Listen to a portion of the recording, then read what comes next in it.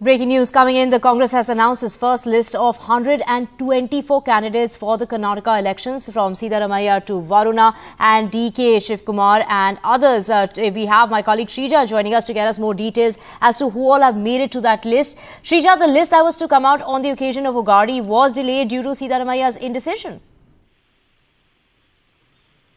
Well, that is not something, very clear, because what we do know is, first, of course, where the Congress had decided was to release the list on the day of Ugadi. And, of course, we understand, we heard from the Congress unit here in Karnataka that they were not deciding to release on the day of the festival. But the following day, when we did speak to the Congress right here, they said there is some last-minute tinkering that's going on. Yes, but like you did point out, saying that in terms of the Siddaramaiah seat, now that was always a contention, because we understand just about a few months ago where, Siddaramaiah went on to say on a public stage program that he looks forward to contest from the Kolar constituency.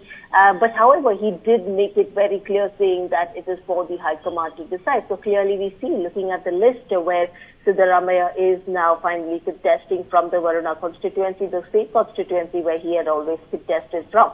Now, as far as why exactly he may not have been allowed to contest from Kolar, what we also hear from highly placed sources within the Congress is that, of course, the Congress High Command wanted Siddaramaiah and DK Shivkumar to especially carry out on the campaigns in all the 224 assembly constituencies, and that due to the high-level campaign, and since Siddaramaiah would not really have the kind of time where he has to begin the campaign, especially in Kolar constituency, that is the constituency where he's never contested from, so which means it's beginning from the scratch of the campaign. So it would be high risk. And also, if you clearly remember, just about months ago, he did go on to say that this is going to be his last elections that he's contesting from.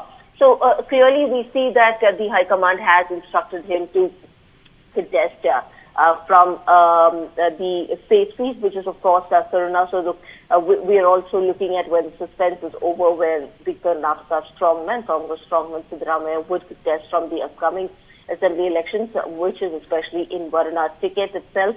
And, of course, right now we are looking at where the Congress has released the first list, which consists of nearly 124 candidates. And the Congress, in fact, had held a meeting. This is in Delhi, and they had finalized the candidates list. This was last week of March, and a total of a little over 1,600 applications was something which especially the Congress had received.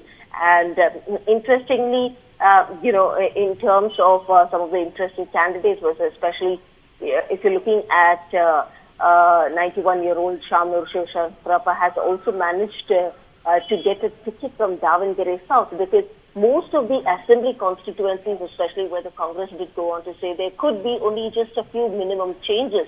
That would only be especially anti-incumbency, where they're experiencing, or even for that matter, in terms of infighting. But you're looking at a constituency where the Congress has gone ahead and also fielded 91-year-old Shamur Shivshankarappa, who has managed to get the ticket from Davangere South. We're also looking at veteran Congress leader K.H. Mudivappa, who's got the ticket from Devanahalli Assembly. Thank you so much, Shrija, for getting us those details. And like Shrija was mentioning, breaking news coming in, the Congress has released its first list of candidates for Karnataka. 124 candidates on that list.